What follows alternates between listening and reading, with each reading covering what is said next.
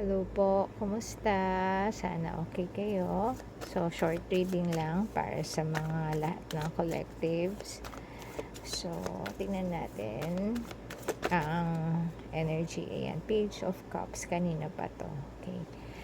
Page of Cups. So, maaaring iba sa inyo nakafocus sa pwedeng ito, pwedeng sa anak, pwedeng ito yung baka maaaring meron kayong mga offers or may mga bago kayong idea na gustong-gustong gawin, eto, pwede rin yan. Okay? Tingnan natin yung, lumilipad talaga yung mga cards ko. Ten of Wands, Page of Wands. So, may mga pages. So, parang nakakabata. Nakakabata kasi parang very, yung energy, napaka young, ayan. So, Page of Wands, yung passion, nandyan ng pagiging bata, ayan, nandyan yung energy, yung passion, ayan. Ito, Ten of Wands, ito yung mga energy na kahit na nahihirapan, sobrang hirap na, parang to the max na. Ito na yung mga sinasapit, mga sobrang lungkot, pero, ayan, pero, feeling young at heart pa rin yung iba. Or yung iba naman talagang bata pa. Okay. So, clarify natin. Page of Cups. Ayan, Page of Cups. Ayan. So, maaaring meron kang mga idea na mga hindi mo na-express or nasasabi. Pero,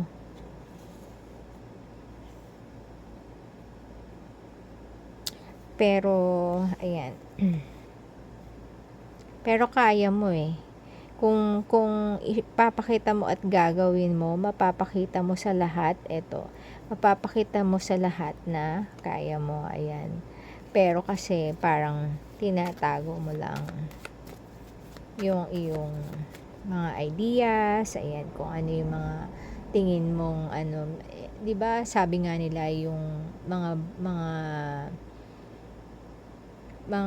nagiging sikat or nakikilala, lahat yan mula sa isang crazy idea. So, kung meron kang naiisip na bagong idea, bagong source of income, wag mong hayaan na hindi mo mai-express kasi malay mo, 'di ba?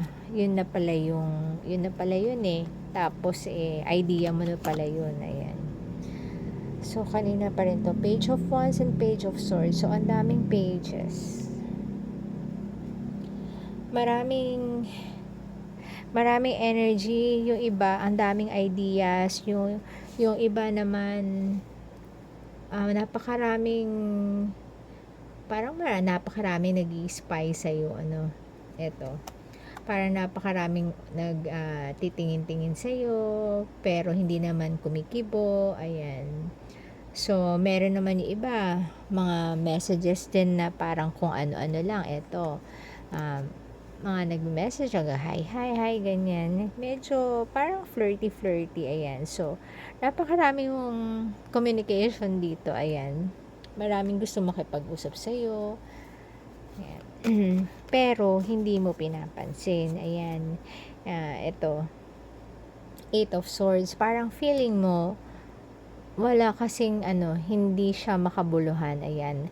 Nagiging open ka lang dun sa gusto mo, which is good naman. So, kung ano yung mga idea na gusto mo, yun muna ang gusto mo instead na itong mga ito, ayan. Kanina pa lumalabas talaga itong mga cards na to, ayan. Ten of Wands. So, sa Ten of Wands, parang lahat na yun dinaranas mo ngayon, ayan. Sobrang nahihirapan ka, sobrang yung pressure mo talagang nararamdaman mo, pero talagang hindi mo pinapansin, talagang tuloy-tuloy ka lang din sa pagtatrabaho, ayan. So, King of Swords, eto, napaka logical na tao na maaaring isa to sa mga nagme-message na to sa'yo, no? Medyo hindi mo pinapansin, ayan. maaaring hindi mo pinapansin pero nangungulit sa'yo. Ayan. So, parang makabuluhan naman siyang tao. Parang emperor type siya. Pero talagang hindi mo pinapansin. And doon siya na-challenge masyado sa'yo. So, sobrang pagka-busy mo. Ayan. Hindi mo siya masyadong nakikibo. Ayan. Kanina pa lumalabas yung mga to. So, palabasin natin. 5 of Cups. So, malungkot ka. Masyado kang nagiging emotional ka sa mga pangyayari ngayon. Pati sa mga energies mo, parang ang feeling mo. Okay, yung iba. Sorry. Yung iba sa inyo, feeling stuck. Ito, feeling stuck. So, kahit na anong isip niya ng mga ideas, parang hindi siya makagalaw. Ayun. Yung iba naman, nagsi-self-pity na. Yun ang lumalabas dito. Parang yung energy sobrang dinidibdib niya to the point na parang nakakapag-isip na siya ng bakit yung iba parang napakadali ng buhay nila para sa kanila. Pero, bakit yung pinagdadaanan niya parang siyang dumadaan na naglalakad, nagyayapak sa mga pako. Alam mo yun, yung feeling niya na nandito. So, feeling stuck siya. So, hindi niya magawa kung ano yung gusto niyang gawin. And eto, medyo parang napapaisip siya na bakit kaya ganun. Parang nagsa-self-pity na yung iba sa inyo, okay? So, eto naman tong mga energies na to, mga pages na dumarating. Eto, yung mga hindi mo pinapansin na pumupuna naman, pinapansin naman yung nakikinig naman sila sa iyo. Ito, tong person mo, maaaring eto yun, yung kausap mo na hindi mo pinapansin sa sobrang busy mo. Pero pagka kinausap ka naman, nakikinig siya sa iyo. Ito, sobrang attentive niya sa iyo. And to the point na naiintindihan niya tong burden mo. Ayan. So, ayan, si person mo, willing siyang mag-intay sa'yo. Ayan, kayang-kaya niyang magpigil. Parang ganun. Magpigil at mag-intay hanggang sa kung kailan ka ready. Ayan, ito si person mo. Okay? So, hindi tayo ng advice para sa reading na to. Advice po. 3 of Wands. Okay. 3 of Wands. So, merong pinag-iintay dito. Okay. Okay. 2 of Cups. Yes. Okay. See, lumabas ito, 2 of Cups. Maaaring etong person mo, siya yung perfect para sa'yo. Pero, ang sinasabi, dahil nga ito yung pinagdaraanan mo ngayon, yung iba sa inyo, ngayon, ina-advise na mahalin mo na yung sarili, isipin mo na yung sarili, bago yung ibang tao. Etong taong to, willing to wait to, kumbaga, willing siyang maghintay sa'yo.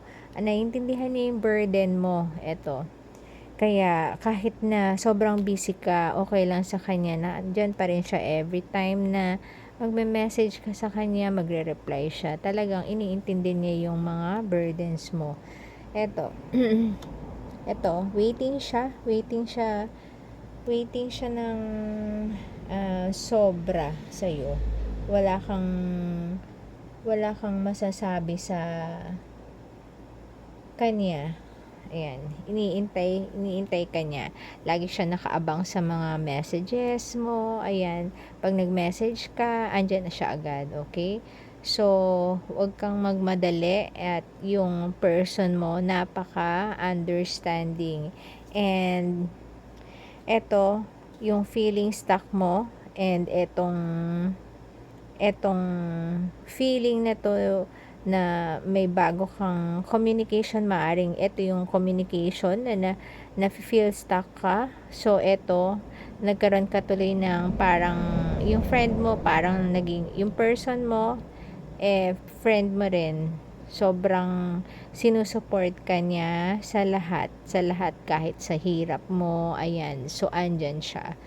So, ayun, magandang reading. See? So, Six of Wands, Queen of Swords. So, lahat ng Queen. So, alam niyang very emotional ka, and at the same time, very matalino kang tao. Ayan, alam niya. So, alam niyang magiging successful ka sa iyong mga ginagawa. So, nandyan lang siya, naghihintay sa'yo. So, ayun muna po, hanggang sa next reading. Thank you and God bless po.